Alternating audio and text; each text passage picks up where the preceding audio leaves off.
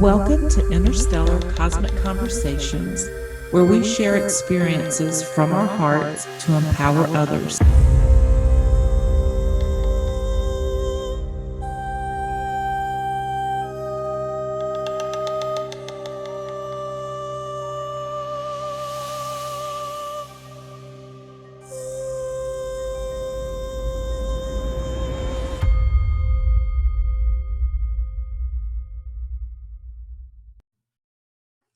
Hello, George. Welcome back to Interstellar Cosmic Conversations. It is lovely to have you again.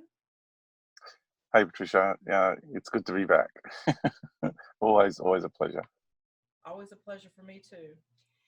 So, we're going to do what I have promised uh, all the people that are really interested in your work, that love what you share, that have a lot of Mm. respect for your wisdom, and just really would like to hear more from you. And so, what I do in our conversations is I always make an announcement when we're going to have our discussions, and then I take questions. And of course, you can't get to every question, but I put them in the order that they come. And so we just go through the list, and whatever we can't do today, we can pick up the next time we talk. And so some of these for you will be things that you've heard or things that you've shared many times before, but I'm just finding every time that I have a conversation with you, and then others tune in, that so many are coming upon your information now. And so questions that some of us may have had a few years back are brand new questions for them. So some of this will be things that you have answered before, but they're looking for clarification and understanding. And then other Well, people, sometimes I can answer them better than what I was able to before anyway, because yeah, I've changed, I've grown, and little Georgie's growing up, yeah, and yeah, yeah. yeah, me too. It's funny because I've just realized, especially since I've started doing these interviews, how much my, I guess you still have to say, we can say that we don't have belief systems, but there's still a part of us that, does have belief systems. But I can see where my belief systems that I once had have changed. And there'll be things that are now knowings, things that maybe have transferred from one belief system to another. But I find myself always looking back going, wow, today is so different than six That's months, right. 6 months ago, even, you know? I'm gonna. You might find me looking out there. I'm because some people might be aware, but down the track, people watching this won't be. My mum's in hospital, and I'm squeezing this interview in. After the interview, I'll go straight to the hospital and see mum. It's morning here now in Australia, and I haven't been there yet today, but it's a very challenging time for me at the moment. So what I've parked here, and if you see me, I'm consoling my good friend the ocean. So I'll just change the camera view. That's the view I've got. Oh, It's beautiful. pretty awesome, isn't it?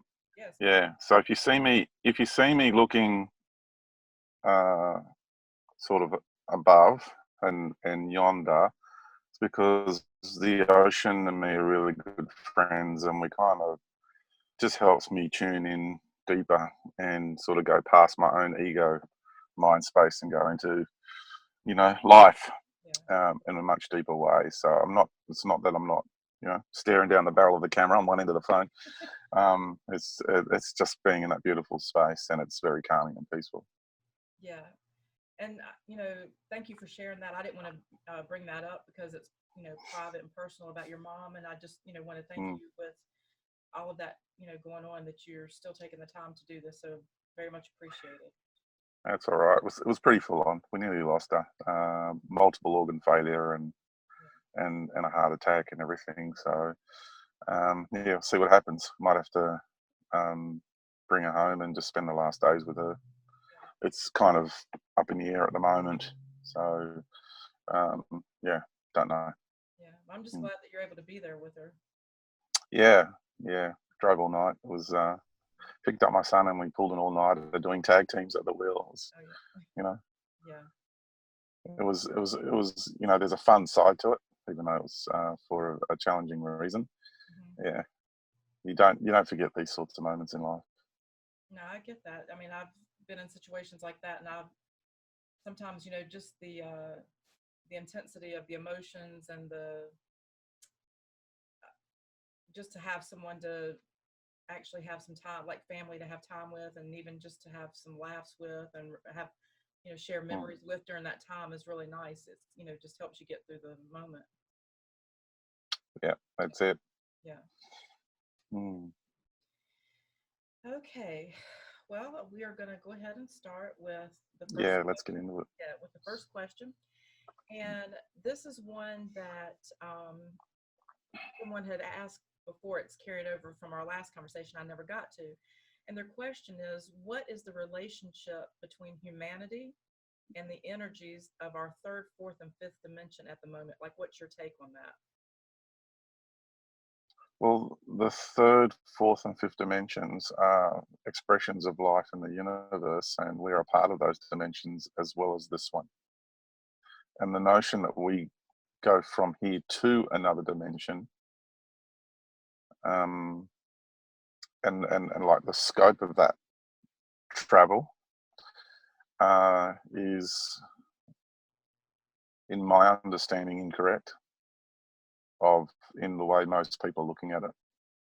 To me, that's ascending to the fifth dimension is part of the new age, or what we all call now, me and my friends, we're all calling it the new cage religion.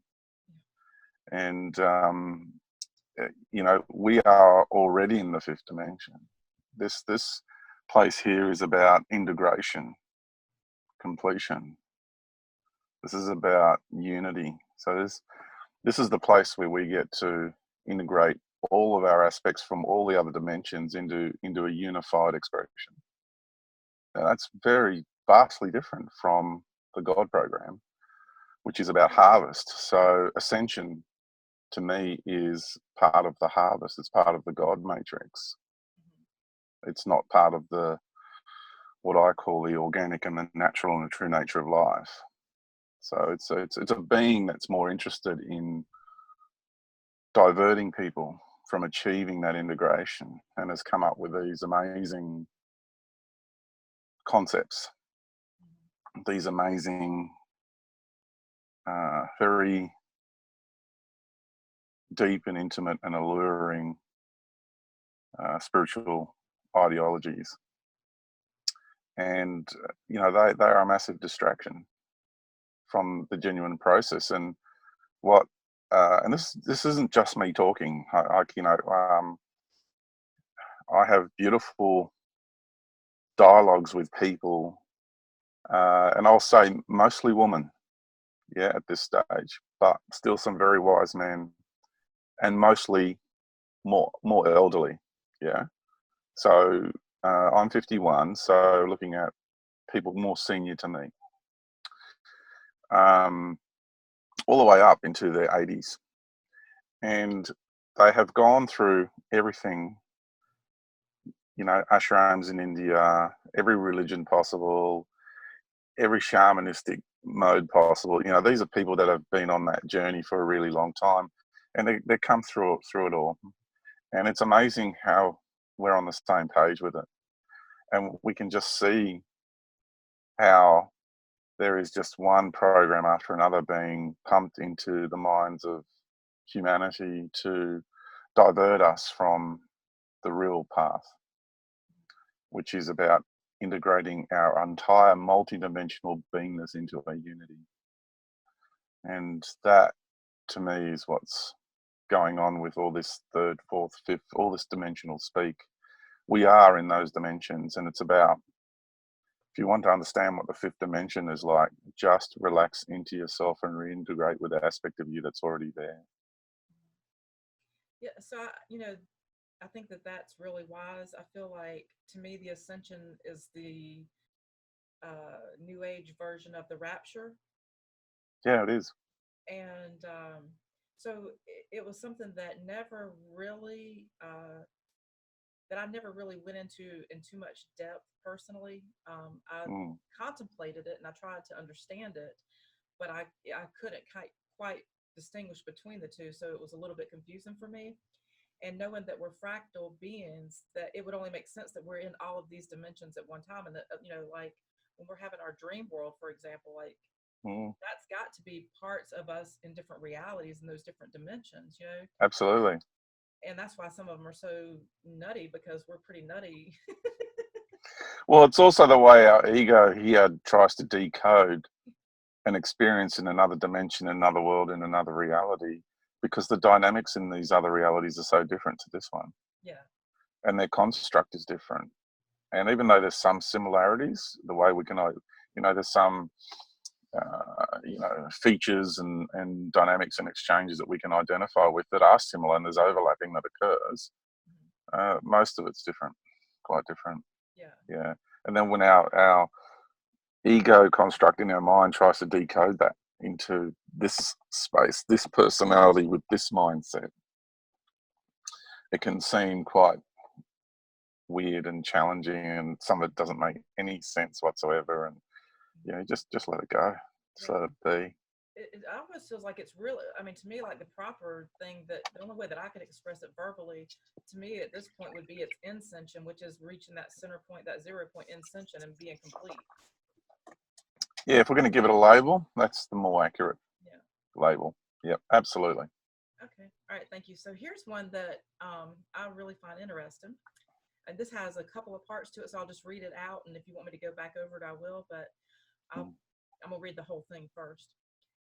How is a galactic realm formed, and what is their role? Is it made up of beings from many different places who come together with a common goal?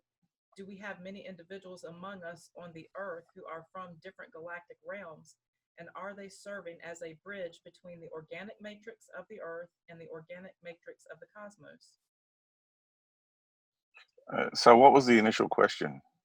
How is a galactic realm formed, and what is its role? A galactic realm. Yeah. Okay, so this galaxy is different to every other galaxy because of its fractal nature. So the reference is got a galaxy, which means in general. So I'm gonna understand the question in that context. Okay. So when a galaxy is formed, not this one, but a galaxy in general, now speaking, um, it is a being who has chosen to have the experience of what it means to be a creator being on a galactic level, and what it means to express yourself as a galactic being. And then so a great amount of deliberation then takes place. And then on another level, it's not so much deliberation, it's just everything's ebbing and flowing. And beings start to come together, and they can sense the vibrational field of intention from a particular being that wants to express itself as a galactic being.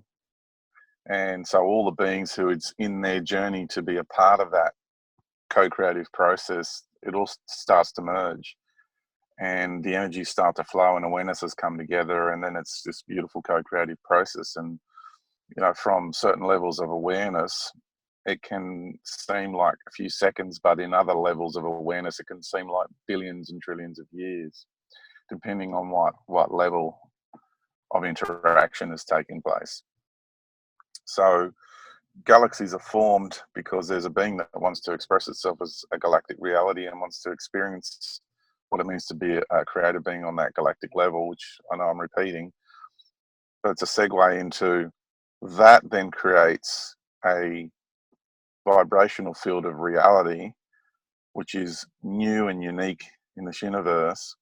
And then that then attracts a whole array of beings who it is in their journey to actually participate in this co-creative process. So what we need to do is then sorry, there's a guy that's doing some weird stuff around me at the moment. So what we need to do is we need to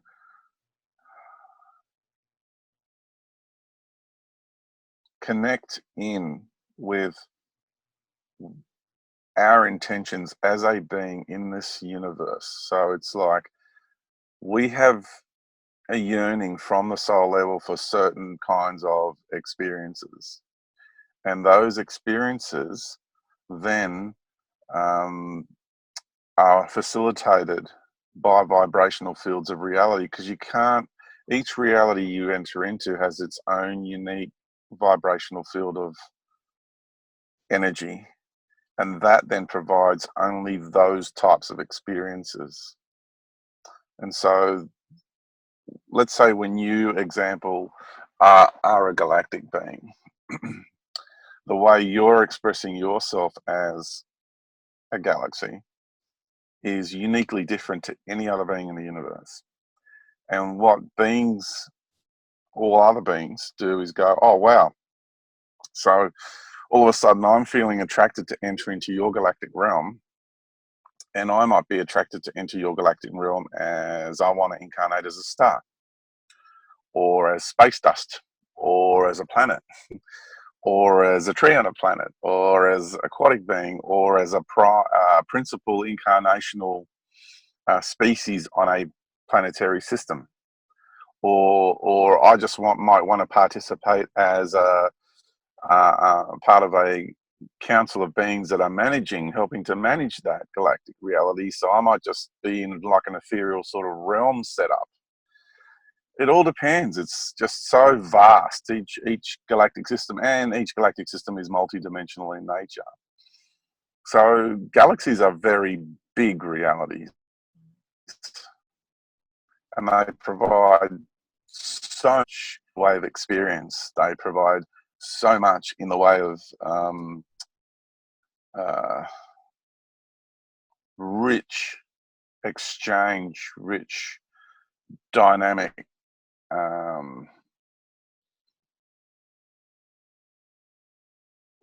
co-creative processes, rich and dynamic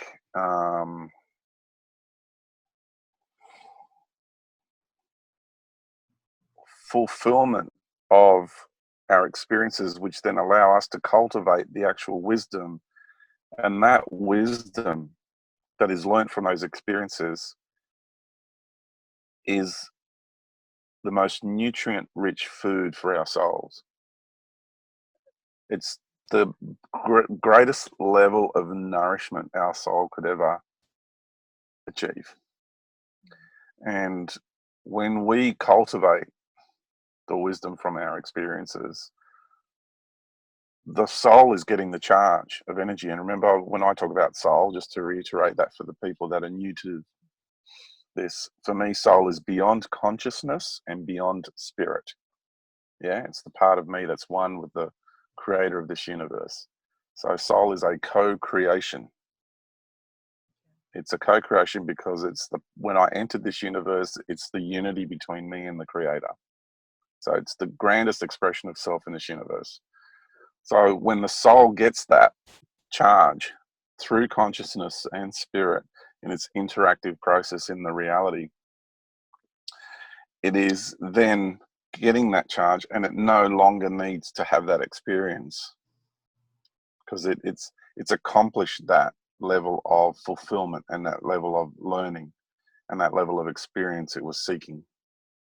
So a galactic reality is massive in nature and very vast, and galaxies are holding billions and trillions of stars in them. And just think of how many planetary systems, think of how much life. It is really extraordinarily vast. Yeah. So yeah, a lot of beings come together on different levels, to have meetings and deliberate, and we also work out who's going to do what in each system. Let's say you want to have an incarnation on a planetary system that is David's a star in your system, and my friend Leone is a planet around David, and you are the galaxy. Do you know what I mean? And this is how it's structured. So all the galaxies out there are us, and we all go inside one another and express ourselves in different ways, because for me to have an incarnation, say, as a star in your galaxy, it's a completely different experience than for me to have a incarnation as a star in any other galaxy. So each galaxy is unique. So I can't get that same experience as a star being or a star seed or whatever you want to call it. In any other galaxy, I can only get that kind of experience in your galactic system. So yeah, very big, powerful stuff. Yeah. It's a real expansion of awareness to understand, on one level, the simplicity, but on another level, the absolute complexity of what it means to be a galactic being, and the detail. Once you start getting into more of the detail of how all these realities are constructed, all the different star beings that come in, all different planetary beings, all different from, like I said, principal incarnational species down to microorganisms, down to the smallest little essence of life in any given reality within the galactic reality. It's just phenomenal. Yeah. And to think of all that planning over billions and trillions of years and all that interaction on so many levels, it's just massive. Mm-hmm. Yeah. Amazing. I think Totally amazing. yeah, I'm going to get into something a little bit later as far as like the remembrance part, but I feel like that the reason that these questions come up so often is because it is such a huge part of who we are, who our infinite beings are. But the fact that the loss of memory is in place right now, it's like really frustrating because people want to remember so badly.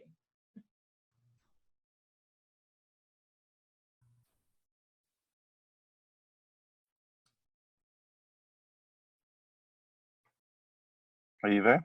Yeah, I'm here. You froze up for me. Hello? I'm here. Hello, hello. I'm here. I can't hear you all of a sudden. It froze, and then let me see what's happened. Can you see me? No, I took it off mute. Can you hear me now? Can you hear me? I hear you. Oh, good. Now I can hear. Okay. Great. I couldn't hear you for a minute there. That's going to be the complications of us doing this in a car, but hopefully it'll sort itself out when Zoom records. Okay, we'll go on. That was a great answer. Thank you so much for that. Okay, so I'm going to go to the next question, and this is from someone that says, George Kavassilas said a statement on his membership website I really like. Vulnerability is a freedom. Would it be possible to ask him to expand upon that if he can? It seems like a statement you just take in as opposed to explaining in words, but I was curious if he had more to say about it, especially at this time when there's so much bipolarity going on the planet. Yeah, that's a good question. So, with sorry, that I know that's the microphone now. Try not to bump it too much. With the vulnerabilities freedom statement, is if you look around, we've got a society that is creating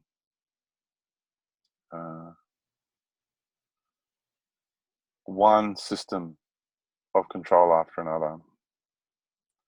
It's tightening down. You see people putting bars on their windows. You see people building walls, nations building walls.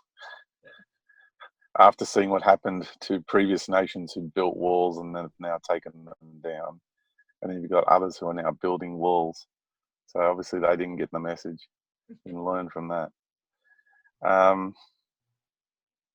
And each time someone does that, each time someone starts to create that cage of security, what they're actually doing is building a prison for themselves. And it's totally got nothing to do with freedom, because they are functioning from fear, and they can't stand vulnerability. They can't stand it. They don't know. They're terrified of it. For them, it's it's an absolute terrifying thing. Your picture just went really dim. I'm so sorry. Am I still coming through okay? Yeah, you're coming through great. You break up a little bit every now and then, but you're Okay. through great. Okay. No worries. I'm just trying to think why this has gone all dim.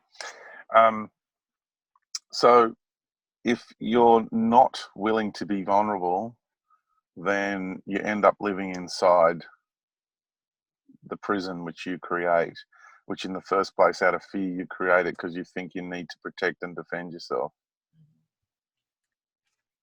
So that's the basic premise of that statement. So the more vulnerable you're willing to be, the more freedom you're actually going to have. Yes, And you've learned that too, yeah.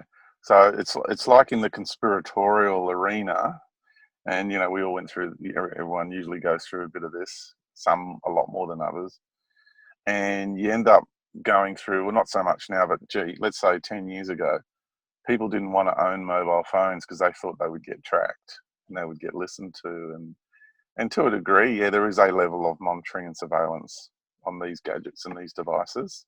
There's no doubt about that. Like even with my laptop, I have a cloth over my camera because to the voyeurism on that side, the dickheads who are on the other side, you know, perving on us through those cameras, those frightened, insecure little creatures that do that kind of thing. Am I having a go? Yeah, I'm swinging one at you. You bet I am, because you're pathetic, really. Um, so we've got that kind of level of monitoring, but we're monitored anyway in the entire digital network. So it doesn't matter if you have a device or you don't have a device, we're actually being monitored anyway. So I think it's just about the different levels of monitoring. So people would also not have a credit card. They wouldn't do this or they wouldn't do that. And they just would, you know, they would avoid everything possible so the system wouldn't track them.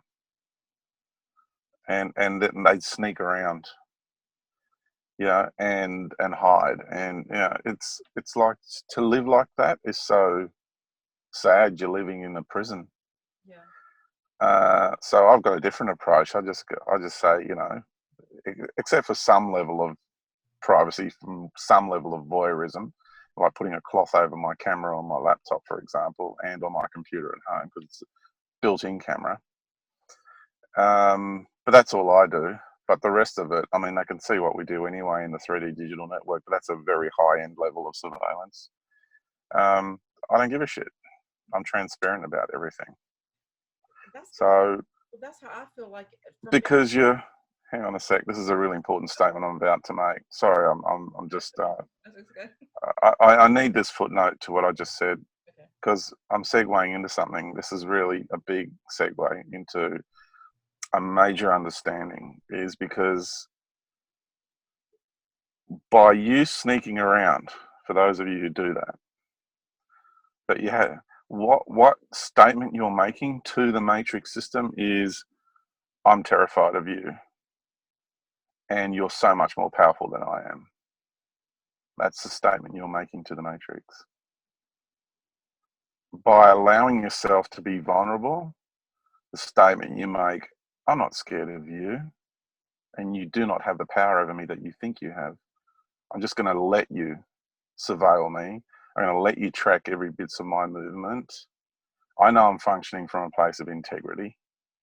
I know I'm doing the appropriate thing for myself and for humanity. And I am in the process of exposing you. And that's what I've come to this world to do. And I'll continue to do that. And you will be exposed and your system will deconstruct. And it's only a matter of time. And it doesn't matter what kind of arrogance these people think they have. They don't understand the force of nature in this world. They're just in a tiny little box in a system, and they're like Pink Floyd said, little fish bowl swimming in a fish bowl. You know, they're like big fish in a little tiny pond, and they think that's everything. And they've got no fucking idea about the forces of nature, and they've got no fucking idea about people like us who are here to implement those forces of nature. And the more they try to clamp down on us, the more they show us how freaking terrified of us they truly are. That's why I keep calling them frightened, insecure little creatures, because that's exactly what they are. It's true. Yeah. Because being human is an act of heroism. It takes courage to be a human, to be a humane being. And these people are not humane beings. They're not people. They're not human. They're something else. Yeah. They might look like humans, but they're not. They didn't like So it don't be afraid, much. and have the courage to be vulnerable. And it feels so good just being free. You know, freedom to move. Pardon? No, you broke up a little bit. I guess they didn't like what you were saying. Yeah, I've got good signal here, so Yeah. It's I've just got four. I've got 4 out of 5 bars, so yeah. I'm in a pretty strong signal. Yeah. Yeah, Um. I do. It's going to get a bit noisier because the sun's out and it's getting hot in the car, so I have to put the window down. Okay. So I do apologise for the increase in noise levels we're going to have, No, that's fine. but I need some airflow. I was, just wanted to say, like, as far as the vulnerability part, like that's been something that's really been important to me. Like we were talking before we actually started recording, you were telling me to adjust my camera, and I'm like, to me, just the fact that I'm here, that's real vulnerable for me. Just to be on camera, to have to talk to so many different people. And to me, that's part of me being vulnerable. That's part of me being transparent. That's really huge to me because I feel like out of fear, most of my life, I was hidden, or I thought I was hidden. And now I've, really come to the awareness that, look, from the moment you're born, that you're already known. You entered into this universe and they know who you are.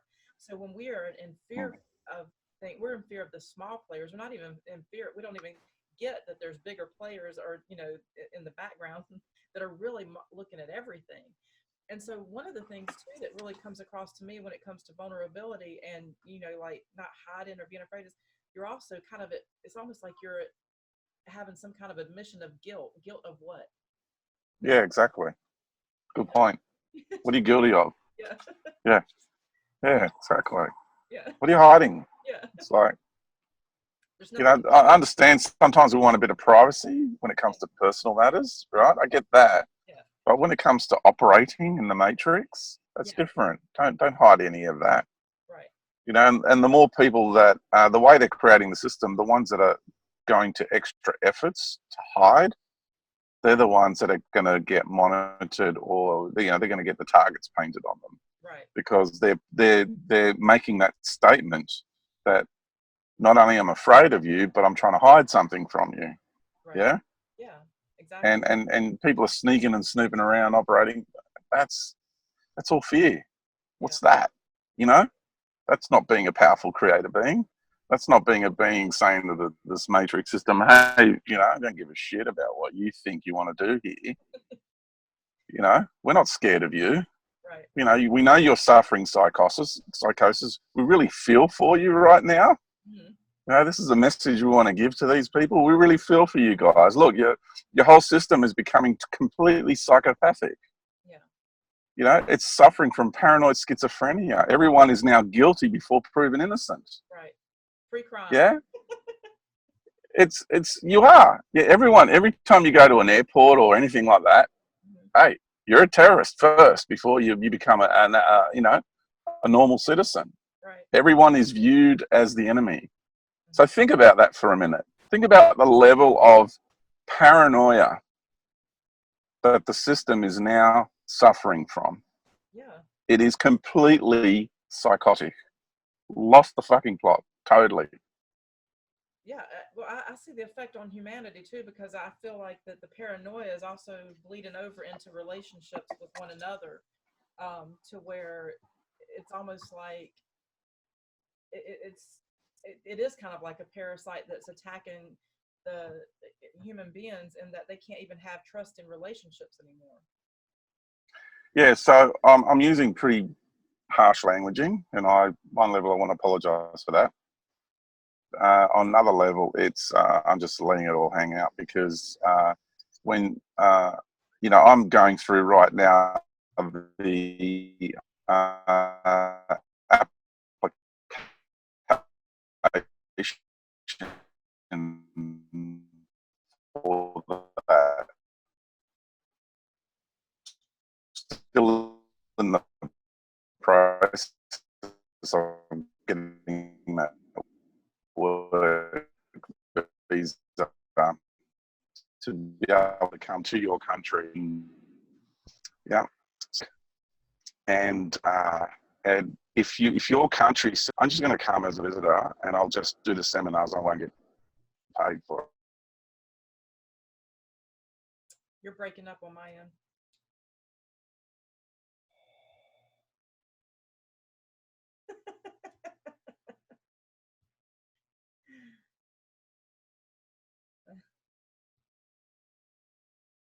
What's going on here?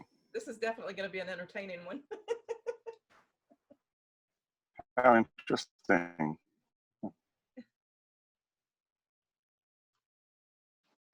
Yeah, there's just some funny business going on today, isn't it? I've got that. It's not that it's low on power.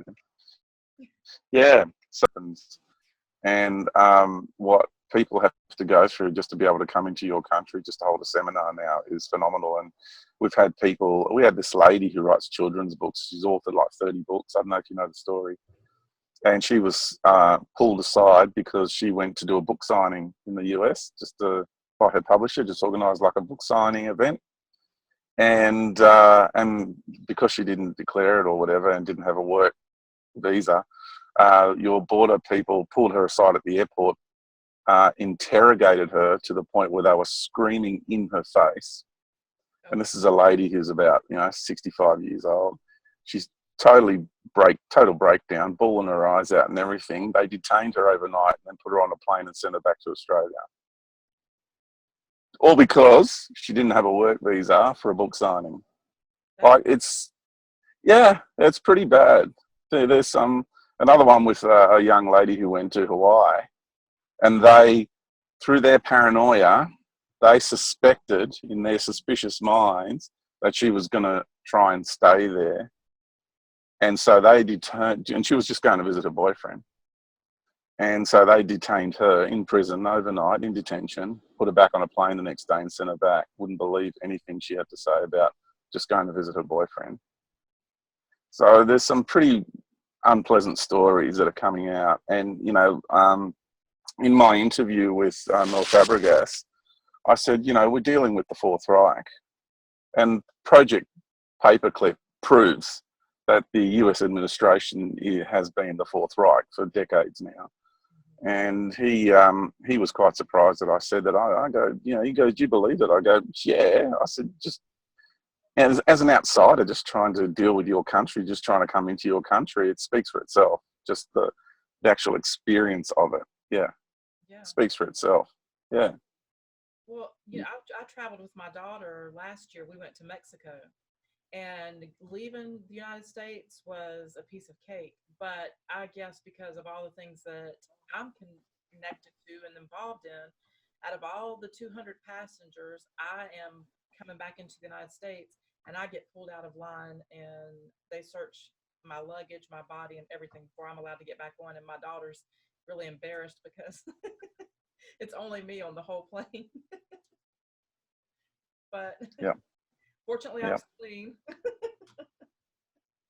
Yeah, it's and Australia's not much better. Australia's not much better. Yeah. Yeah. Okay. The people, and I'm not talking about the people. The people are good people. Yeah. And even some of the people that work in these border security areas, they're pretty good too. It's the system that has completely lost the plot. Yeah. And it is about us having to be more vulnerable. We have to find that middle ground. Yeah, because the system is unfortunately becoming more paranoid schizophrenic, more psychotic every day. It's getting worse. It's on a trajectory. Do you know what I mean? Yeah. Of self-destruction. That's where it's headed. And in that process, we're having to compromise our boundaries. We're having to relocate the fence, so to speak, on what our values are and where our boundaries lie. Because if we don't, then there's going to be an unpleasant clash Yeah. of energies. And we don't want that. We want to be able to work together. Yeah. So it's really interesting where things are headed. So we got to have patience when we're dealing with these. Yeah, once you realise you're actually dealing with a psychotic system, with a system that is, if anyone has ever had any experience in dealing with a person who's paranoid schizophrenic or dealing with a person who has psychosis, then you're going to know what I'm talking about. Because every time you have to deal with the system, it's like dealing with that kind of person. It's the same energy. It's no different. So, you know, if we understand that that's what's happening to the system, then it makes it a whole lot better that we actually know what we're dealing with. Yeah. Yeah. So vulnerability is freedom, and don't be afraid to be vulnerable, because it's fear that stops you from being vulnerable. Yeah. Yeah. Thank you. Okay, for the next question, what I'm going to do is I'm going to read something out of your book because it's a great way to go into the question based Mm. on just some things that you've shared in your text. So I'm going to read a paragraph from your book, and then I'm going to go into the question. Okay, in your book, you wrote, around 2,000 years ago, when the incarnation of the sun turned over those tables outside the temples with disgust and anger, he did so because of the betrayal being perpetrated upon the human spirit. It wasn't just the money changers that upset him that day outside the temples, nor was it the tax collectors using entrapment to get people to pay their taxes before being allowed to enter into the temple. If they did not pay their taxes, they would be denied entry. No, it was worse than that. What really disturbed and affronted him the most were the animals that were sold outside the temples so that people could ritualistically sacrifice them in the temples in flesh and blood rituals to appease their god. These are the truths that get conveniently left out. It is obvious that this bloodthirsty God of the Old Testament has hijacked the identity of the Christ Son throughout the ages to this day. So, knowing that there's always been an attempt to hijack the identity of the Christ Son being, um, my question is, many are noticing that when the sun, like you have mentioned before, used to be this bright yellow orangish color, now it is this intense bright white light. Since there has always been an attempt to hijack the identity of the sun, is the sun that we see in the sky our true sun, or is it a simulation of the sun, or is there a planet behind or around the sun that influences the sun now and obscures or alters the rays that are hitting Earth?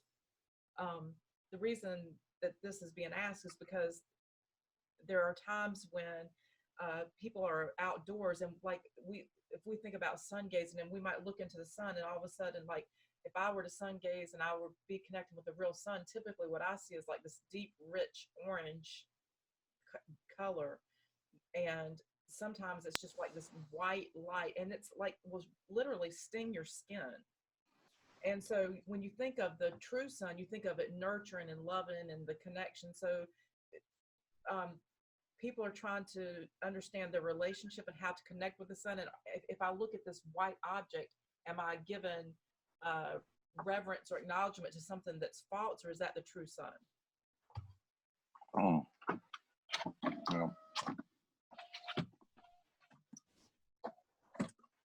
So I experience the real sun.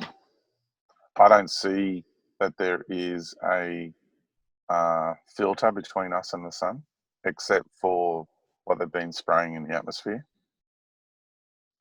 and also the digital or AI based, technologically based soup that we're inside of. So they are the two filtering mechanisms.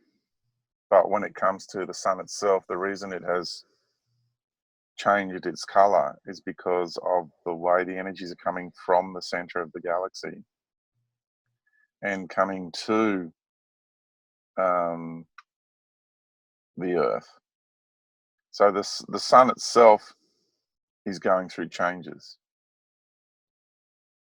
and it is becoming more intense. It's going to reach a critical mass, and eventually is going to impart a burst of energy to us, which will change things very rapidly. At the moment, it's kind of coming through in burps and bits and drips, and and it's cycles at the moment. But eventually, it's going to get more major. And I've always known there to be another planet on the other side of the sun. To me, that's where the main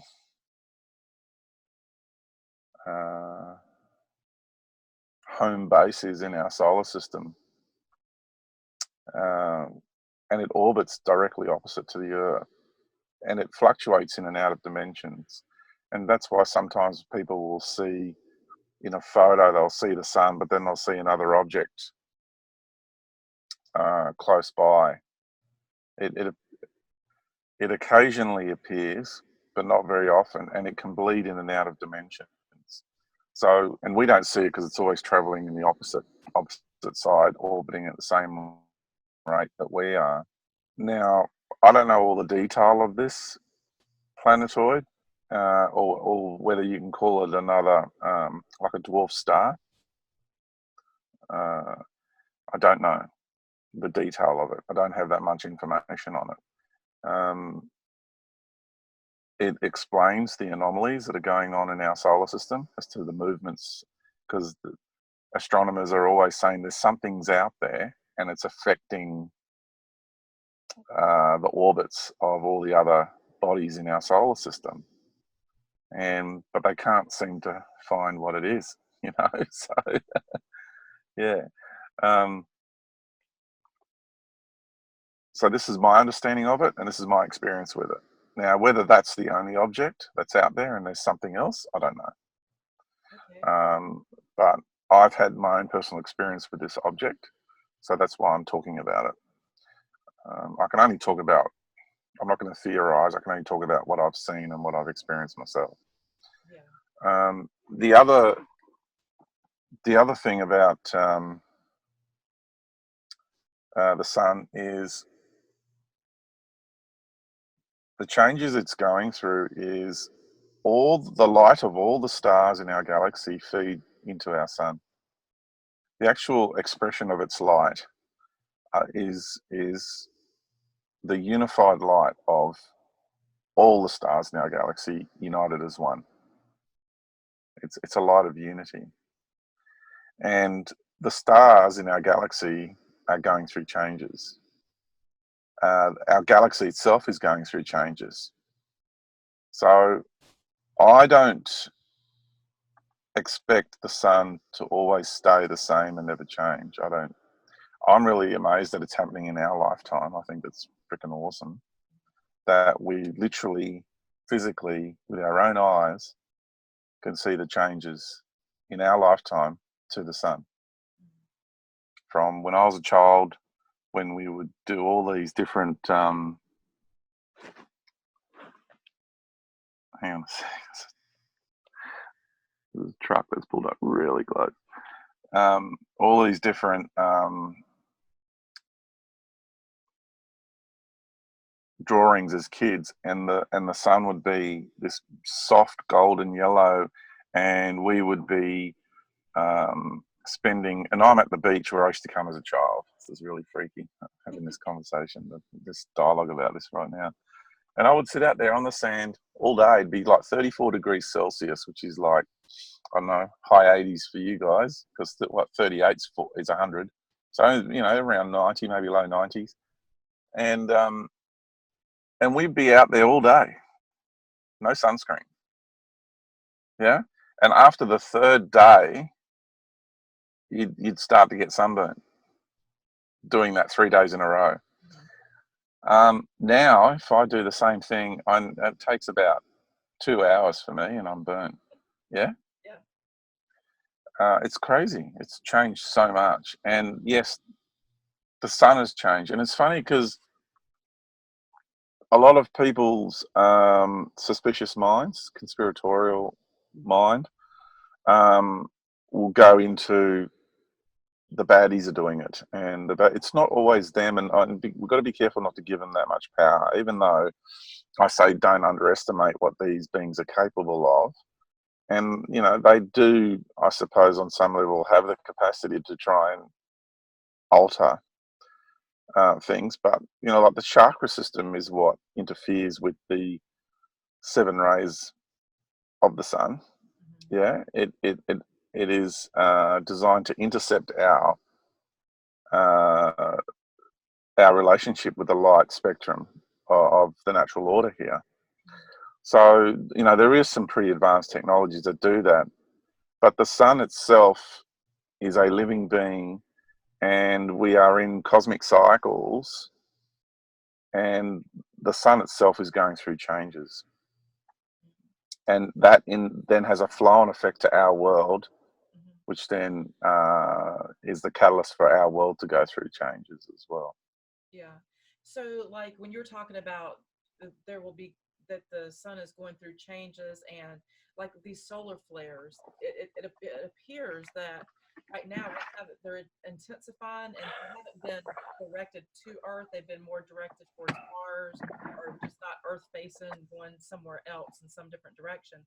But at some point, potentially actually affecting Earth.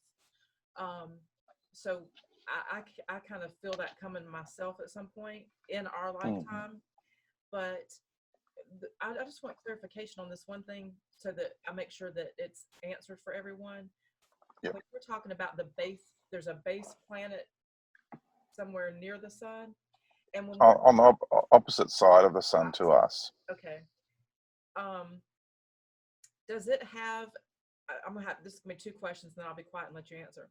Does it have some type of impact on the sun? Number one, and then number two, when we're feeling the disconnect, even for someone that doesn't have chakras, when there's a disconnect feeling from the sun, do you feel it is things like the chemtrails and the different things that are in the environment that are making it seem like it's a hostile relationship? Oh, totally. Yeah, there's definitely a program to turn us against the sun, Okay. and a program to turn us against the earth. Because then everything natural is bad, and everything that the pharmaceuticals and the food companies and everything, all the toxic mimics that they create, they sell to us as though that's good for us. Yeah. And they want to replace the natural order with their system. That's why there's so many toxic mimics of everything: Yeah. foods, water, light. You go into your home and you turn lights on. Well, you're living in a world of artificial suns, Right. Yeah. you know, Yeah. and you want these little artificial suns to provide you with light and warmth. When you turn the heater on. So it's about replicating the natural order, but not replicating it exactly. Replicating it so the new order, the new system, the replicated version, holds us in a state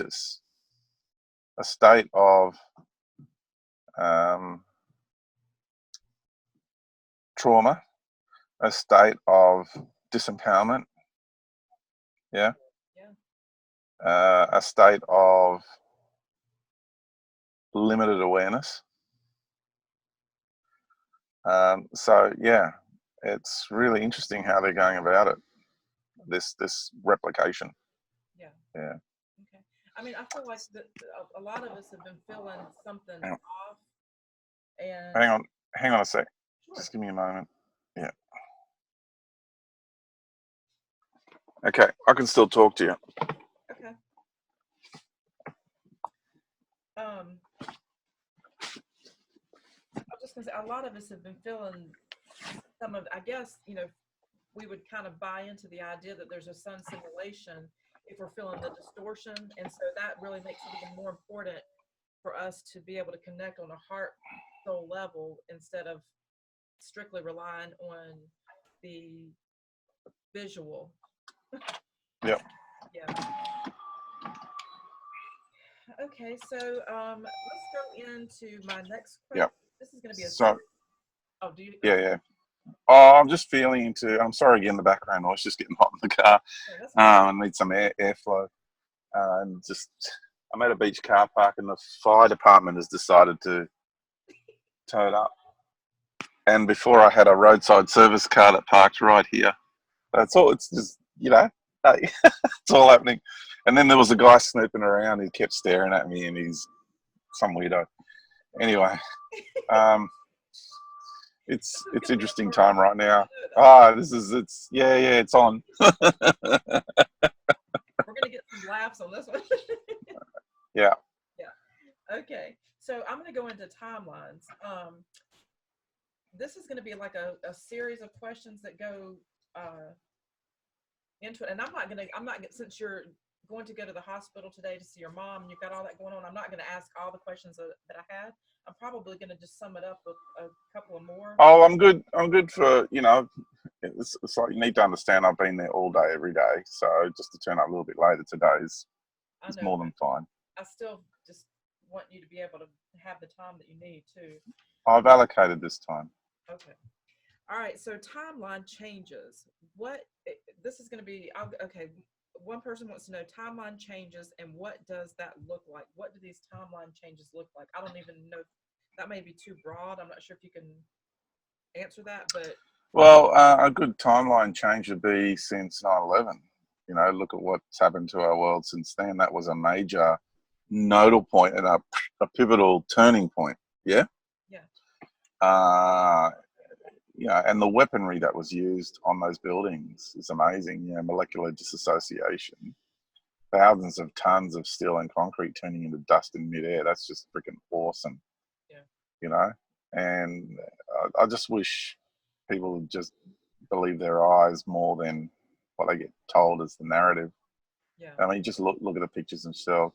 So there was a lot more to it because there was a big statement made. So you got this breakaway civilization that made a massive statement to. It was multifaceted and multi-layered, that whole 9/11 thing, because you got the debt that was owed to the breakaway civilization, all the puppet masters, you could say, by the geopolitical public establishment, and they were shooting themselves, and and that's why there was $2.3 trillion that went missing. Right. And then, and the next day, the Pentagon gets hit on the actual room where all the evidence was about all that money. Yeah. It's just funny to watch the whole thing play out. When it comes to the timeline of it, the two towers represented in Freemasonry, Jachin and Boaz, which is the pillars of polarity, and 9 is the ending of the cycle. So it's the ending of us moving beyond duality. So there's that level of the actual esoteric, ceremonial aspect to it. Yeah. Okay, you could, because there was a very much a ritual side to that whole thing as well, which other people like Joseph Farrell have spoken about and do a lot better job than I do on it.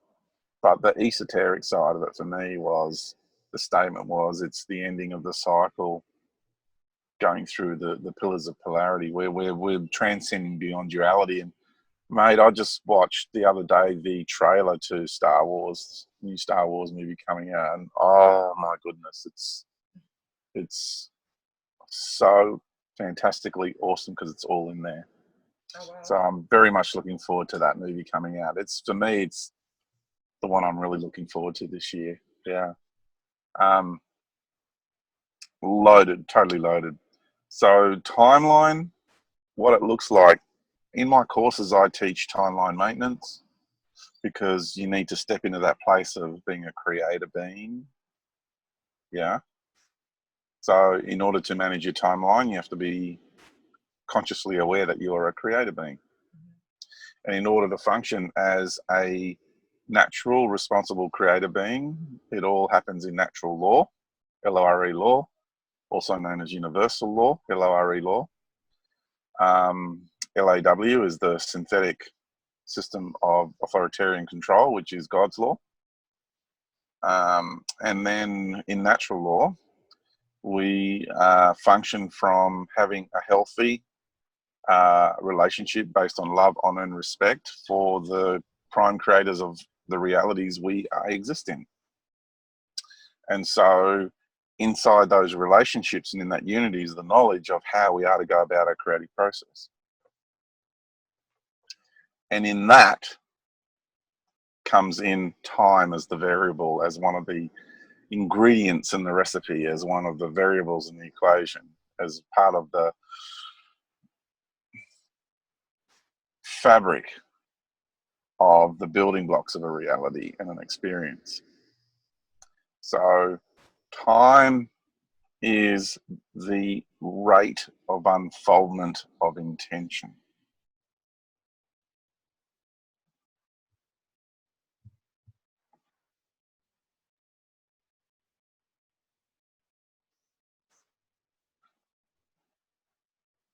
My turn.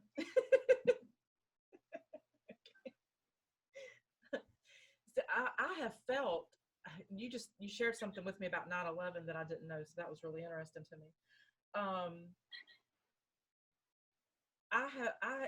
I feel like for me, and I know that you are experiencing this, and I don't know if other people are. I've talked to a few people that are, but I'm actually, and this tells me how much more of uh, my sovereignty that I am connected to than I've ever been, because I'm actually feeling the timeline changes, and I'm aware of when there's an attempt to upload information to me. I'm aware when someone's trying to manipulate my dreams. I'm actually able to go in and stop it. I'm able to identify it at the moment that it happens. And when I see that my timeline is changing, I can actually even feel that. I can feel the difference in the way that time felt yesterday versus the way that it feels today, and the way that my relationships are with people around me because of the change in my personal timeline. Because I can feel that. Time is changing though. Time is everything is changing. So time is changing. Yeah. And we're going from, if you think of another definition of time, is the duration of a creation. Right. And every reality has its own structure of time in it. People say, "Oh, time, doesn't exist. Time is not real." Bullshit. Every reality you go into has its own life cycle, Yeah. has its own rate of unfoldment, has its own. You have your own, in conjunction with its foundational process of unfoldment and duration of a creation, is a whole group of people decided to stop right in front of my car and talk, like right in front. It's a group of people. They could go anywhere either side, but right. It's just, this is how, when I say it's on, that's what I meant. It's just watching how the matrix unfolds around you. Do you know what I mean? Yeah. So this is the matrix reacting to me being here and doing this interview with, and all these people are just puppets and they have no idea. Yeah. Yeah. Yeah. Yeah. Because this is a quiet beach. Yeah. That's why I came here. I know David always makes this joke because he's like, he said I could go find a parking spot on the moon and somebody park right beside me. It's a freaking classic. Oh, I love it. Yeah. So, each reality has its own rate of unfoldment. Just coming back into that energy. So we're sliding back into the groove, and each person has their own, or each being has its own experience of time of itself and its relationship with a reality. So time is really fluid. And there are also more rigid time factors, because you've got your overall unfoldment of a reality, and then all the individual relationships of beings with that reality have their own experience of the unfoldment of time. And then there's the overall general, like the entire human group soul essence. So humanity as a single organism is having its relationship with Earth, and that dynamic has a rate of unfoldment, and we're inside that. And even though we have our own individual experience of that, we're still part of the grander unfoldment. Yeah. So we're not separate from that because we're part of that relationship and that dynamic. Yeah. Yeah. Okay. You've created a question. I don't want to. I'm gonna go back to that because there's something now I personally want to. Get creative. Come on, be spontaneous. Well, no, Do it. no, but because I'm sitting here thinking like, okay, so you kind of went into it because the next question was, are they happening all at the same time? How is it affecting humanity? What are the symptoms? Are there some that are straddling between timelines? And what does it seem? And why does it seem that there are only certain people that feel the timeline changes? But one of the things that just really came to me, you were expressing that because you're talking about like the overall timeline. So, now that we've kind of gotten past the whole concept of ascension, and Thankfully. and we're looking at like personal timelines, like you said, there's an overall timeline. So we know that we have an organic planet, and we have an organic sun, and I'm an organic human. We have all these things, and then we have these synthetic overlays in this matrix. So at some point, we keep talking about the veil lifting and the matrix eventually is going to collapse. And so there has to be, I guess, for that, a predestined timeline that is a truthful, factual thing. And because of that, that will cease to exist. So now something that comes up for me personally is, since there's not this whole ascension and we see this matrix that's collapsing, and I don't even know if you can answer this, but like, okay, I'll say that, now I know that this is I'm done with this universe and I'm off to go create myself and do something differently. What happens when that matrix collapses? What does that leave behind? Like what happens next? What's being birthed here is a new expression of life in this universe never seen before. That's all. I'm going to speak for myself. I'm birthing a new expression of me in this universe that's never been seen before. That's what I'm doing.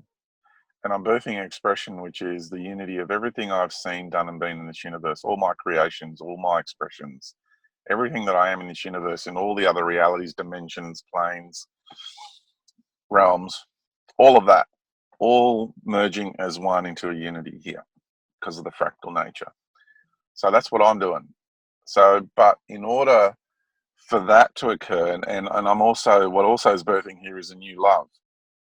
A new version of love that's never been seen before, because it's a new expression of life. So and that life, that expression is loved, and that expression also loves in return. And because it's a new expression, it's a new form of love, both ways, which also means it's a new expression of light, which now, being a universe of contrasting expressions, what's birthing here is a new version of darkness. That's also emerging. And that new version of darkness will now go on after it learns everything about this reality in this world. And, the amount of data mining that's going on with the human race at the moment is exponential. It's phenomenal. And these energies and the empire and everything, they're just learning everything there is to know about us. They're learning so much from this experience. It's unreal. So that energy will then go on and as part of the forces of limitation in this universe will then go on to challenge life even better than it did before. It has a purpose in this universe. If this universal creator did not want this energy to exist, it would eliminate it, but it doesn't, because it has its rightful place and it serves a purpose. Without the forces of limitation, we don't get challenged, therefore we don't grow. No different to anyone who goes into personal training or wants to play a sport. You have to train and you have to be challenged. And in that challenge comes resistance. For all of us who, whether you do sport or whether you do personal development, whether you do art, whether you play music, whether you do anything, it's a universe of contrasting expressions. So in order for us to learn, we have to get challenged. So there is a resistance to our forward momentum. And in that resistance, in that space in between, I've talked about this before, that's the magic. That space between the push and the pull, yeah? The pressure point. And that's the magic.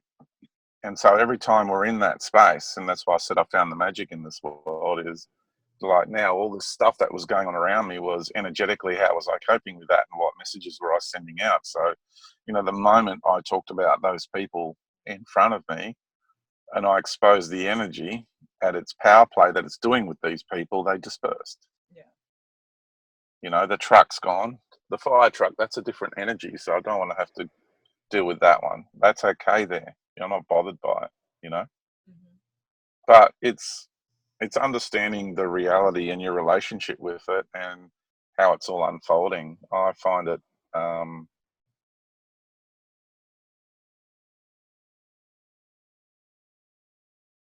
being really deeply immersed consciously in the relationship with my present moment. When they talk about the now, the present moment, Yeah.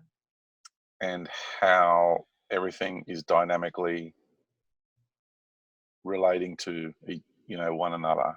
So it's my relationship with anything at any given moment.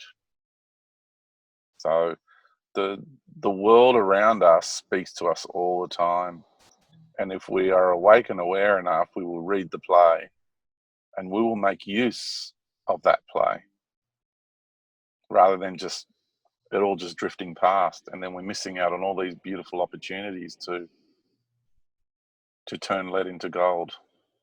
Yeah.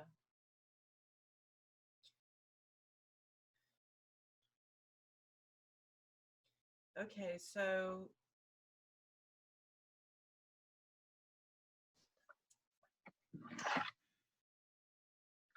the changes that are taking place, and there was the feminine being that is embodying Earth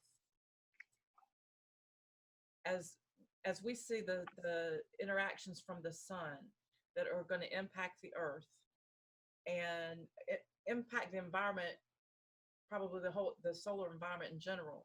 Do we see, the same way that we won't be in in this particular body, are we going to experience, because this is where I personally get like confused, and I don't know, every time I hear like this Earth 2.0, I feel like that's not real. I feel like that's something that's part of the matrix. Oh, totally. Okay, so Yeah.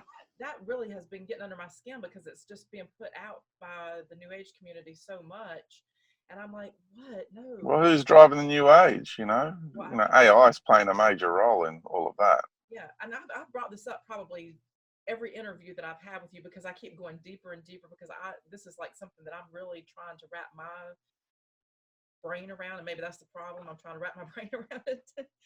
But so to me, like, okay, so as all these things take place and this matrix collapses, like, I want to talk about the holographic part of the reality, but will there be another being that actually comes in and takes on the role of Earth? Will the being that's currently there leave and another being come on, or will something change dramatically that this Earth will not be the same as it was because this being's no longer attached to it or in it? So I've always thought that this Earth itself would change, and there would be another planet in another star system in this galaxy that would then take over this role. So there's other stars in our galaxy that are becoming fractals of the galaxy. and therefore there's other planets that are becoming fractals of that star. I haven't seen anything that has changed that perspective for me. So when I first came out in 2004 and started talking about, the Earth turning into a star and all this sort of stuff, that just meant the Earth becoming a light body, and it would look like that from the, the dimensional planes that we see, more of the sort of what people would refer to as dense physicality, and that still stands for me as to what's going to happen to this reality long term. So I can't see. Oh, we've got dolphins just out there. Yeah, sorry, it's nice. Oh, there's heaps of them. It's lovely. So I haven't seen anything that changes that for me. Thank you. See, The only thing I got wrong was the timing.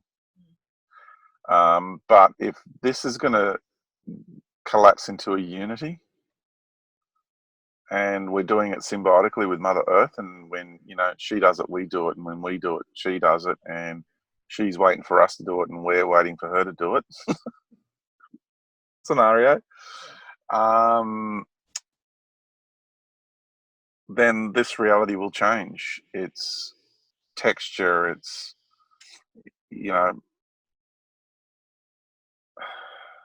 when because this is a multi-dimensional reality, and all of my dimensions are collapsing into a unity, and it's my understanding that all of Mother Earth's dimensions also are collapsing into a unity.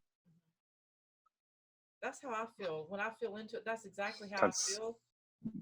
But because I'm hearing so much chatter from other, I'm like, I start to question myself, and I'm like, this is what I'm feeling. And then I keep thinking, like, it's almost like you kind of put yourself out on an island, and you're like, I know you're talking about the Earth 2.0, and this is where everyone's going. And I'm like, hey, I'm over here. I don't think that's going to be me. Yeah. And look, whether it happens in my lifetime or not, I don't know. Yeah. But I still feel I came here to be a part of it. Yeah. Yeah, me too. And I still live every day according to that. That hasn't changed for me. Yeah. Yeah. I'm just really embracing my experience here. I used to have so much resentment about this place, and especially resentment towards the Matrix, and that's greatly dissipated.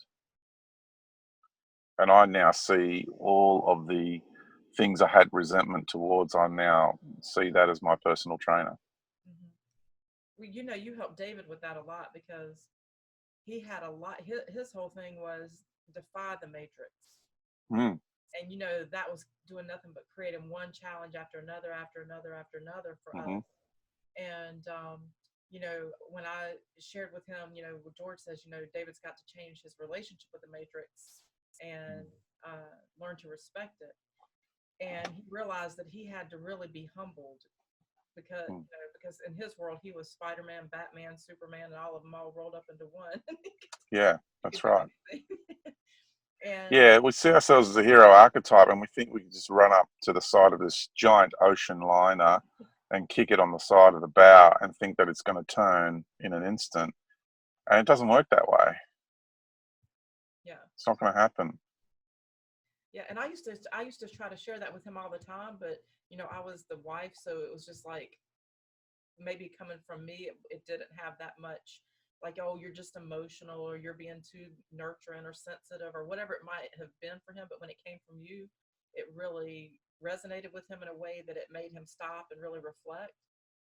And so that's awesome. Yeah, so I mean, it really changed everything about the way that he responds, and how he's actually more humbled and grateful for the smaller things, instead of trying to achieve these massive big things. So that was really great. Yeah, so we're part of this huge unfoldment. Yeah. And we each have our own ideals of grandeur that we have about ourselves, you know. And I had them, and I still have some, which is great because it allows me to have a healthy level of narcissism, which I need to be able to do my work. And I really mean that in the most deeply philosophical and humble way. And we need to have, you know, because you need to have confidence. Yeah. And without understanding what it is we're dealing with, without having that confident nature, without having that warrior archetype, without having all of these aspects and variables within ourselves functioning and getting on with one another and working together as a team, we're not going to be able to have any impact in this world, and all we're going to do is create misery for ourselves. Yeah. Because we're going to have such a reactive process rather than what I call respondability. So responding with ability is what we want to do, and not be the pinball in the pinball machine down getting smashed around, you know, just reacting and getting knocked from pillar to post and living a reactive life. Okay, as far as like the holographic part of our reality, I remember when I first was listening to you, there was two things that would get you twisted. Yep. And one was you didn't like the concept of people calling our reality a dream reality, or that it was just a holographic reality, because it felt like it was taken away from the actual, I guess, organic nature, the fact that there's truly sentient beings that are the plant, the earth, the sun. But the matrix itself, that is the holographic part of our reality. Yeah, it's the matrix. Everyone's viewing life from within the matrix, so they think this is all just a dream or some illusion, or these days a hologram or computer simulation. You know, I've got this table, this list of statements, and you know, it starts with the God program, because that's been around probably the longest, and then we're all just a bunch of lowly sinners and we all need saving. And then there's the, you know, the deep Eastern sort of philosophical perspective that this is all just a dream and it's not really real. And then they introduce the word illusion into it. And then we have this concept that this is just a hologram and it's not really real. And then there's it's just a computer simulation. Oh, and then there's the flat Earth one as well, which is a beautiful regurgitation or recycling of the philosophy that was thrown around during the Inquisition, you know, and from slightly before then. So yeah, interesting how that made a comeback. It's amazing, the mind entrainment. People can get convinced that the world is flat in today's age. It's just phenomenal. So it's it just shows you how powerful mind entrainment can be in our world today. So, but all of them, and I say this on my slide in my presentation, all of them are saying one thing, and they're all designed to do one thing, and they're all designed to diminish Mother Earth and her humanity and what it is we're achieving here. And they are all part of that cosmo-political agenda and its narrative to diminish the Earth and to diminish us. Every single one of them are designed to achieve the same thing. So is the holographic matrix part, that, let me just ask you this, now, not taken away from Mother Earth, is that holographic part a computer simulation? No, it's the construct. Each reality has its construct. Okay. And just because someone's discovered the construct of this reality doesn't make it any less valid. Yeah, because you can take that approach, that principle, what you just did then, Okay. and what these people are doing, and you can go to the Cirrus star system in another reality and go, oh, look, your reality is constructed like this, and this, and you got, this components, whether it's atomic structures or it's other structures, and, they might spin in a different direction, or there might just be vibrational fields of photons or something. And you go, oh, so your reality is just a hologram. It's an illusion. It's just a dream. And this is a really interesting mind control program of approach, because what beings are doing is they go to a reality, they see how it's constructed, then they use that concept of the discovery of construction to actually devalue that reality. This is a reductionist approach. Do you know what I'm trying to say? Just because you understand the construct of a reality doesn't mean it's less valued, Right. as a reality. No, I And then they attach labels to it, like hologram or something, and it's because these people are coming from such a small-minded space. Yeah. Whereas we already know this reality has a particular kind of construct to it. We already know that we're in relationship with it. We already know that our intentions have an impact, have an influence on the way we experience this reality. We already know that we are creative beings. So all these experiments that's happening in quantum physics and all that, they're just getting closer to what we already know. They haven't caught up yet. But they're coming from their point of view going, oh, look, the observer affects the outcome and blah, blah, blah. Well, duh. We've known that from time immemorial. What do you think the Australian Origine Dreamtime's been about? Right? Yeah. It's like, hello. It's nothing new for us. It's just they're having these crazy discoveries going on because of where they're coming from and what they're stumbling across in their path of exploration, and they're realizing now that, hang on a minute, this reality is fluid, and some quantum physicists are now saying the universe is intelligent. Right? So you need to understand where they're coming from, and that's why they're making these kinds of statements. And they're just getting closer to where people like us already are with our level of awareness. They're basically, We're gone. I was going to say they're just basically taking what is organic and creating scientific terminology to. Yeah.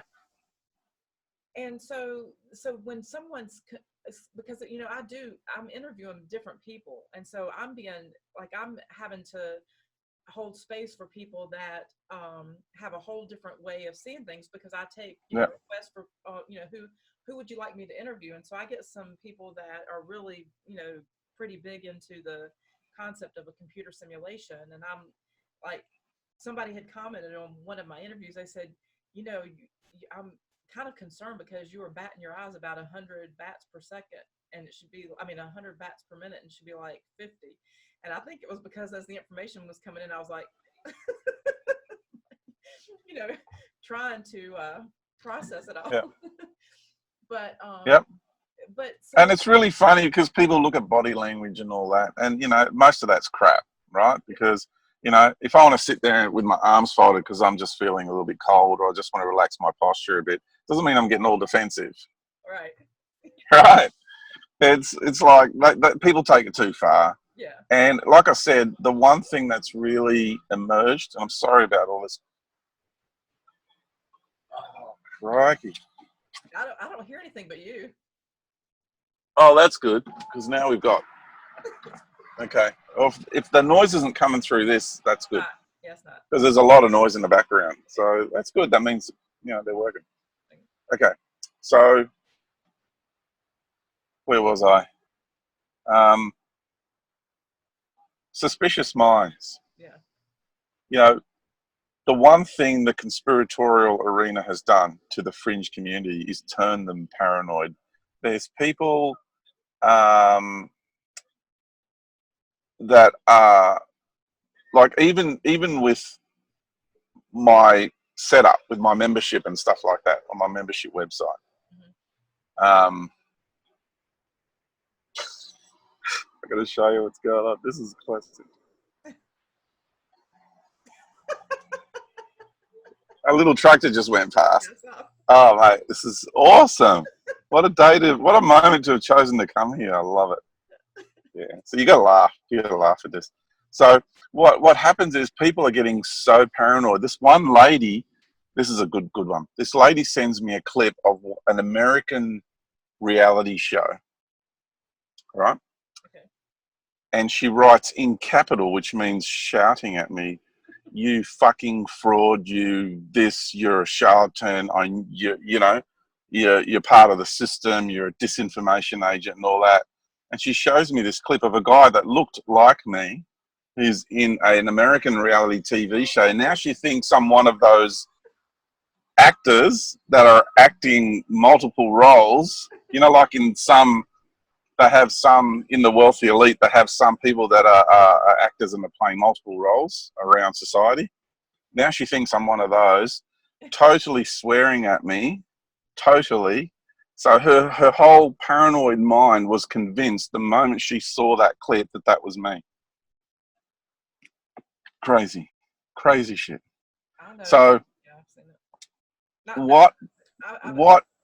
what I'm saying is people need to just take a step back and realize that they are so, and I'm going to use this word, bad language again, they are mind fucking us so bad.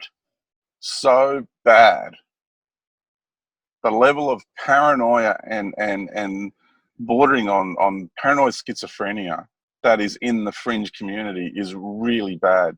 And I just gave you one example. There's just so many other examples of abuse I get from people because they totally get so suspicious of the littlest tiny thing. And they're like a cat that's waiting to pounce. Yeah. You know what I mean? And it's really sad because they're really managing to divide and conquer the fringe community, just like they did with the flat earth lie, right? And people still believe it. I just, far out, man, seriously. No, I'm serious. Like, they're going to hurt. Like, I've said to some famous people who are into it, I said, mate, I care for you and what you're trying to do. I said, you need to understand that you're being set up for a fall. Yeah. Like, I was used in this way before, so I know what that mind entrainment feels like. And I'm telling these people, all the people in the flat earth thing, you're being set up for a fall. I know I've seen the earth from afar. I know she's round. I know it's not flat. And it's obvious it's not flat. And, and I would like all the flat earthers to explain to me why the sky here in the southern hemisphere turns in exactly the opposite direction to the northern hemisphere. Because if we were on a flat plane, it would all spin the same way. So explain that one to me. Like, seriously, come on. We don't even see the pole star that you guys see in the northern hemisphere. It's not even in our sky. Right. Yeah. We point in a different direction. We point towards the center of the galaxy. You guys point away from the center of the galaxy.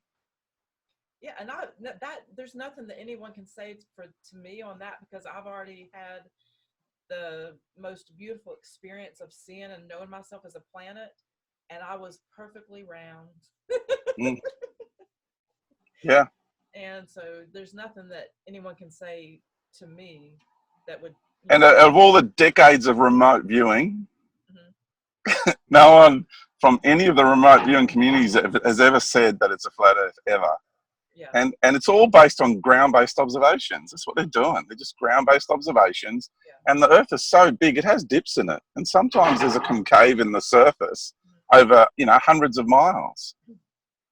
So we just got to, everyone needs to take a step back and go, crikey, and a firmament. Like, seriously? It's like, we're inside a dome, apparently, according to these people, Yeah. Oh, I've seen the picture. And I get given a hard time. They're going, you're full of shit, George, because there's no room for ETs in the flat earth. Yeah. To see how their thinking is? Yeah. Well, I'm going, the flat earth's full of shit because there's ETs. and the military industrial complex is fully engaged with them constantly, and we got the secret space program going on. So all that's bullshit, apparently. Yeah. You know, and your flat Earth theory is the right one, and everything else is bullshit. You know, it's like, come on. Yeah. Yeah. And then the same people will talk about inner Earth as well. So I'm like, how do you have flat Earth and inner Earth at the same time? Yeah, well, the inner Earth is a hologram reality. It's in another dimensional plane. That is more the hologram construct, and that's what I call a Gartha. I've been there. Because habitually what you do is whenever you enter into a reality, the first thing you do is connect with the prime creator energy of that reality. It's normal. It's what all beings of the natural order do, because you want to know who you're inside of so you can behave appropriately and open up an instant relationship with that energy. So yeah, in the inner Earth is a hologram reality inside the Earth. You can call it another dimensional plane if you want. It is in another frequency, but it's a manufactured one by an extraterrestrial race of beings from the Aldebaran system. Oh, okay. And they're the tall whites. Okay. And Hyperborea in Antarctica is the in-between place, in between Agartha and our Western civilizations. Okay, good. David actually wanted me to ask you about Antarctica and if you had any thoughts on Antarctica. That's all I know about it. Yeah. Okay. It's an in-between place. Well, that's one. The Hyperboreans is the you can call it a subterranean place, but there's so many. Like Antarctica's big. Eh? It's bigger than the US. It's bigger than Australia. It's a massive continent. And then we've got this other landmass that's in the Indian Ocean, which no one talks about. And there's other land masses around. Oh, that's the big secret is, there's another landmass on the planet that no one talks about. But as far as Antarctica goes, there's multiple bases down there by multiple groups. And I don't know if what's being shared about Antarctica is accurate at the moment. There is a lot of talk of leaders going there. If they are about to release something, it's going to be quite interesting. I'd take it all with a grain of salt. If I was people, I'd be very cautious about what is going to be shared.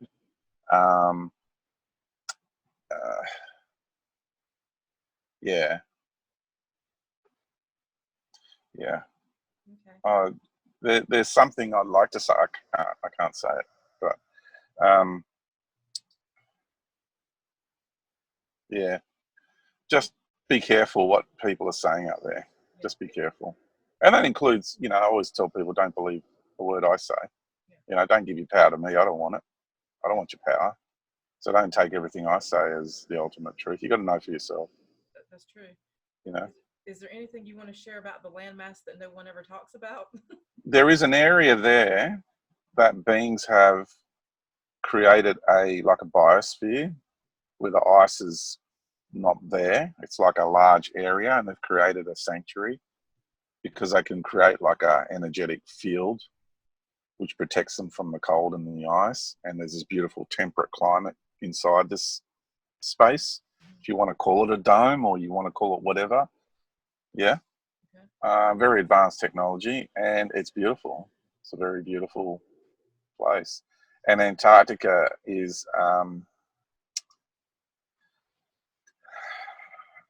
full of ancient technologies and artifacts.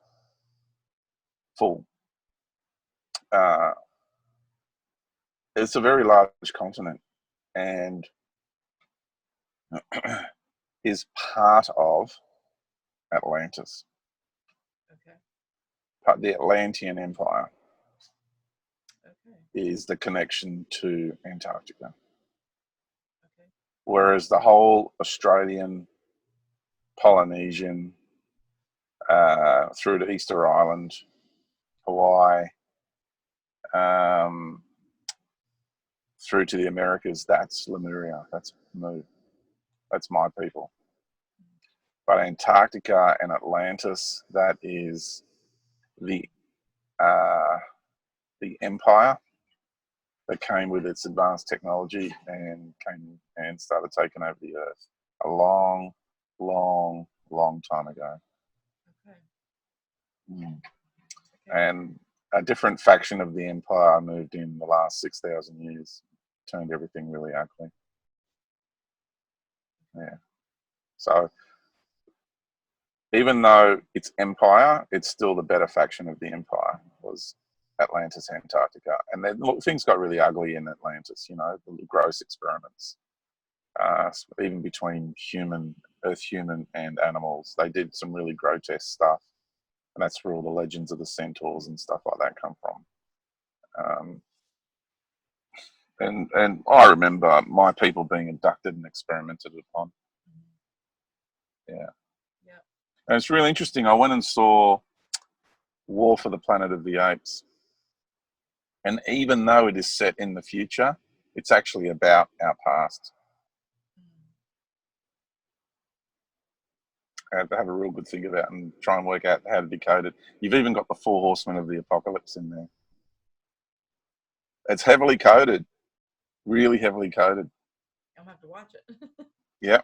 Yeah. And you've got the 4 races in there. You've got the red, and you've got the white. You've got the sort of yellow olive, and you've got the black races. And they're the 4 Horsemen of the Apocalypse. And they go off to deal with the 2 factions of the empire. They're going to go to war with each other. And eventually Mother Earth steps in and deals with them in the end as well. So it's just, yeah, it's heavily coded. It's all in there. I don't want to say too much and spoil too much, but Yeah. yeah, especially right at the last scene at the end when he's sitting under the tree. It's all there. Okay. Yeah. Okay, I look forward to that. Yeah. Look at that movie. Movies are really layered, right? Yeah. But really see the deeper layer of this movie. It's quite awesome. Yeah, it's about our past. Yeah. Yeah. Okay, well, this is a good. This is going to be a one that I wrap it up with, and I shared with you before we started recording that someone had created a piece of art for you. That he's created a piece of art for me, and he wanted to gift one to you. And so after this, I'm going to email it to you. Wow. And his name is Avnith Shri Krishna, and he just mainly wanted to say something to you and then just has a brief question. So he says, firstly, thank you for doing what you do. You've played a pivotal role in my journey.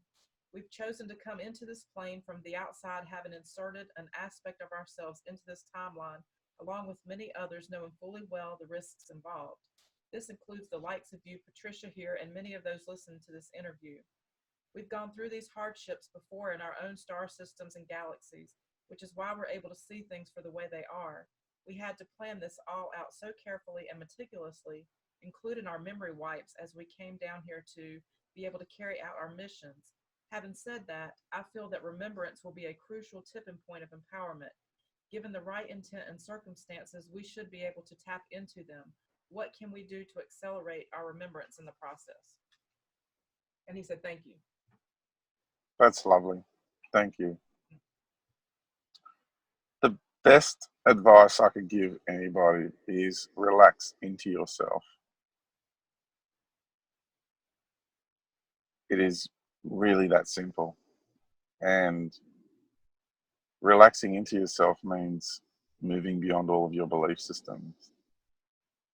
It's about relaxing into your beingness, not relaxing into your head. Yeah. I'm not asking you to relax back into your ego, which is being programmed by all these belief systems. I'm asking you to relax, recede and relax back into your beingness. And just allow yourself just to fall back into yourself. It's a really beautiful experience. Yeah. And then life opens up. It's like all that chaos that was around here before is dissipated. Yeah. It's just a test, you know. It's just the matrix reacts like when we get a virus in our bodies. Our bodies send out white blood cells to attack. You know what I mean? So the organism that is foreign inside of us gets attacked by our system. So I came here to have a chat with you. We're emanating a vibrational field of energy in this location. The matrix has never had this type of energy in this location before. So all of a sudden, boom, it's reacting. Yeah. You know what I mean? And it's sending in, and it's just trying to create disturbance without being too obvious about it. Do you know what I mean? Yeah. And you know, I haven't showed you half the stuff that was going on around here. So it was pretty chaotic all around my car, all right, located all directly around me. And there's plenty of space up and down this beach, but all right here. Yeah. So, you know, it's holding steady. And while I was talking to you and I was looking around, I was communicating with these energies too. Even the police turned up just next to the car over there before. So it's really about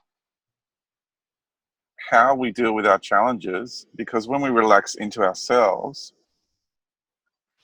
we're dealing with these challenges in a more relaxed way, a deeper way, and a respectful way.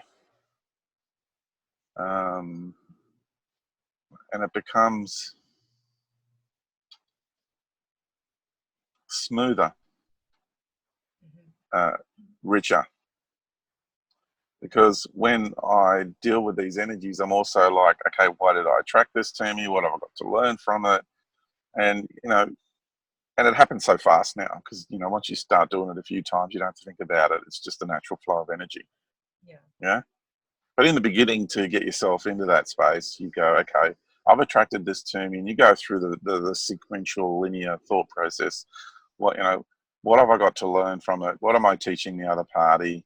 And you go through that step by step.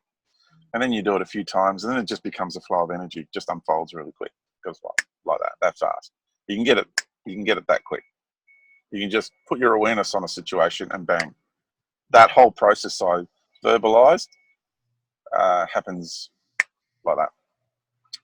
So, you know, think about how then you move through time, how you move through this reality, because you go, yeah, Yeah. and then all of a sudden it's an ebb and a flow, yeah, as you're moving through life, yeah, and then it's like that, yeah, and you're picking them and you're interacting with this reality all the time, and then it happens even faster. Yeah.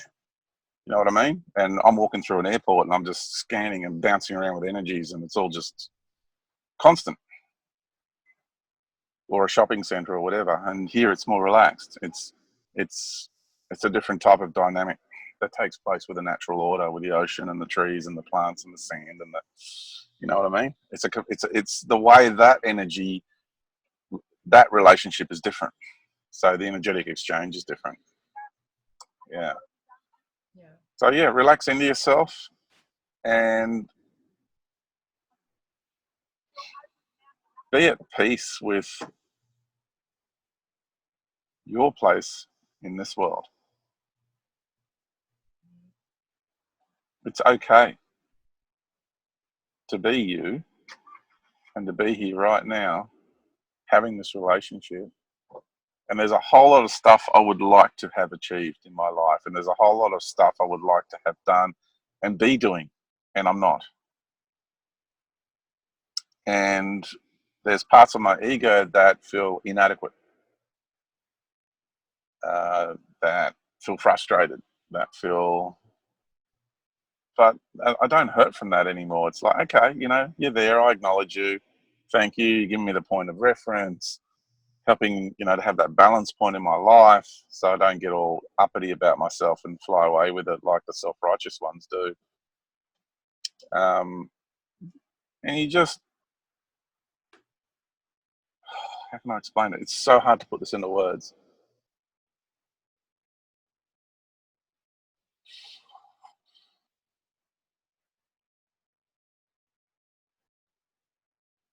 You become the teacher because you're prepared to be the student.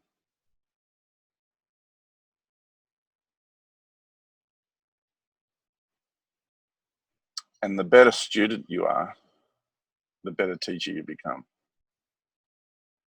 Yeah, that's excellent.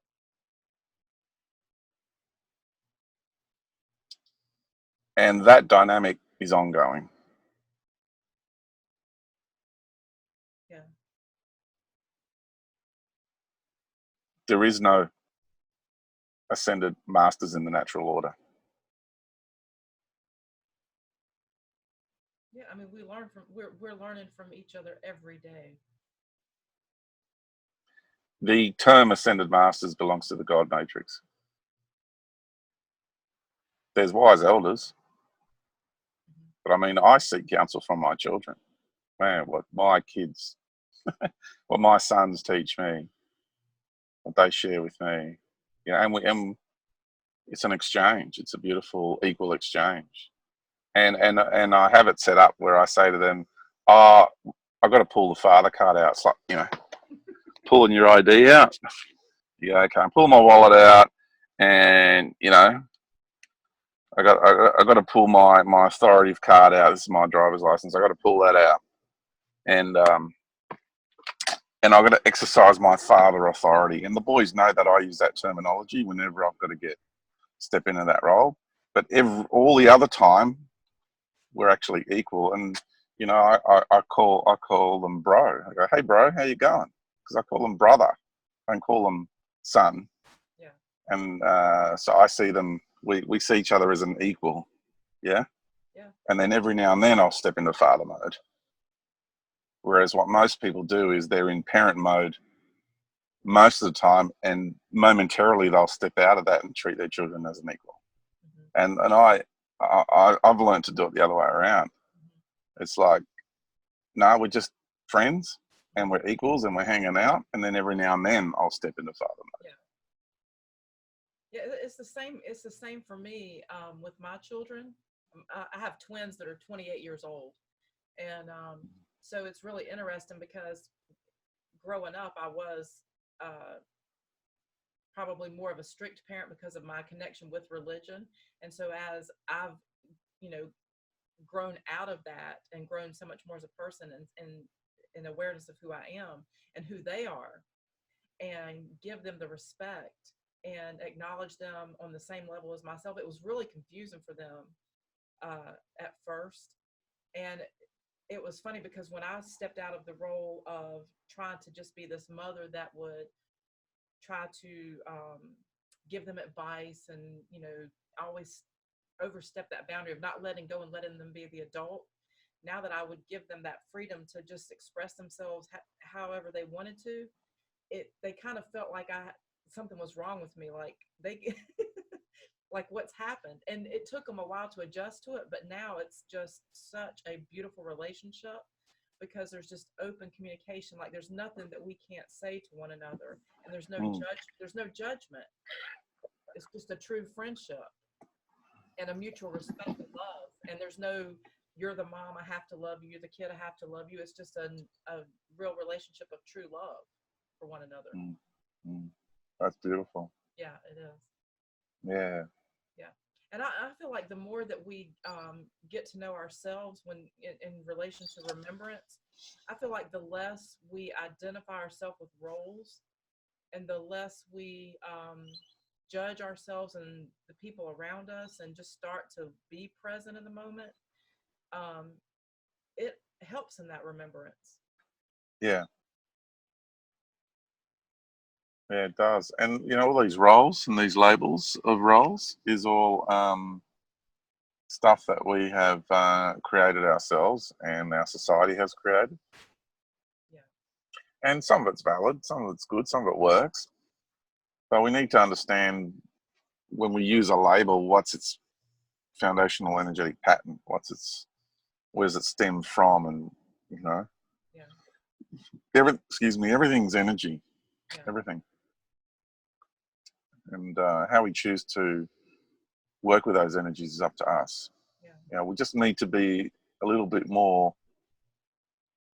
not just mindful of those energies, but conscious full and being full of those energies. We need to be really aware of what it is we're dealing with. It's we're at the stage in this reality where we can't just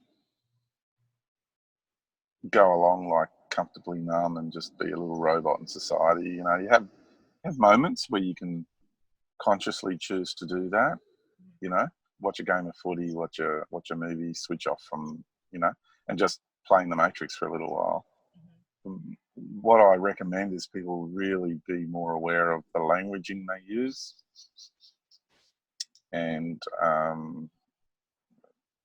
intentfully was swearing earlier. Yeah, I did that very intentionally. Yeah, I knew that. And because you know, normally I don't. And the languaging that we use and the way we talk and the energy that we emanate when we pronounce something is very important, because if we want to step into that space of we are creator beings, then everything we do has an impact. Yeah. And initially it's challenging to be that self-aware, but it gets easier. Yeah. It's kind of like there's a tipping point, like a threshold point, and then it just becomes part of your natural unfoldment, and you don't have to think about it. And you just, it's a state of being. Like a friend sent me a quote the other day: love is not a relationship, love is a state of being. Yeah, it's a good quote. Thanks, Nigel. And like you said, love is freedom. Love is freedom. Absolutely. Yeah. Okay, brother, I just want to thank you for today. And I want to let you go so that you can go and spend time with your mom. And again, I really appreciate you taking this time, and I wish her all the best in recovery, and just the time that you have with her. You know, I'm just so thankful for you that you have that opportunity to be with her. Yeah, it's been a life-changing experience for me. Yeah, because I live far away and there's that physical distance. Yeah. And just being able to be here because, yeah, it's helped me to step into that space of, you know, that the nurturing energy and having to deal with the system. Because usually there's another member of my family who's looking after mum, and but she had to go and be with a member of her family overseas, and it was after then that mum fell ill. And so the new experience for me to come here and have to deal with everything by myself has been a deep learning process, and really valuable growth has taken place for me. Yeah. And in the membership website, I did a video blog around how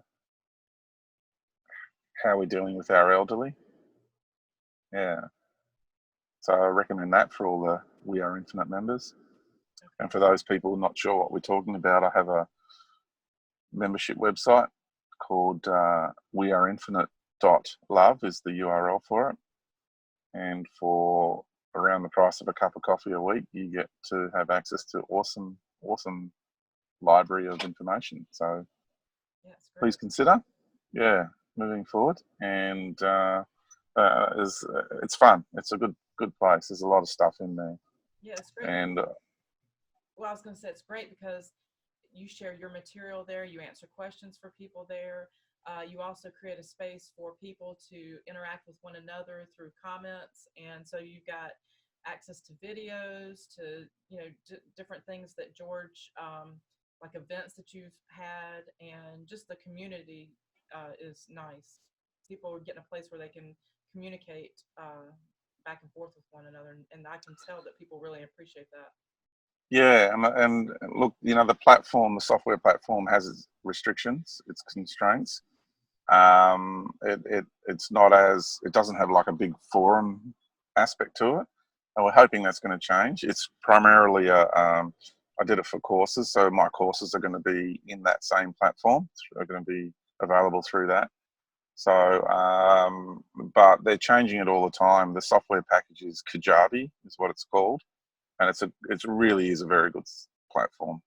And the people that own and run that software are forever. They've got a huge team and they're working on it and they're creating changes all the time.